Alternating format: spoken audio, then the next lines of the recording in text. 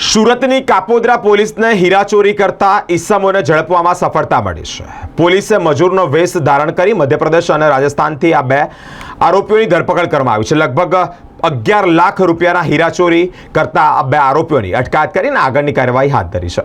13 માર્ચથી 15 માર્ચ દરમિયાન કાપોદ્રાની સ્નેહમુદ્રા સોસાયટીના મકાનમાં આવેલા હીરાના કારખાનામાંથી ચોરી થઈ હતી। મધ્યપ્રદેશના આકાશ સાક્ય નામના કારીગરે કારખાનામાંથી 11 લાખ રૂપિયાના હીરાની ચોરી કરી હતી। આકાશ ચોરી કર્યા બાદ મધ્યપ્રદેશના ચંબલ ખાતે આવી પહોંચ્યો, પોતાના વતન ભાગી ગયો।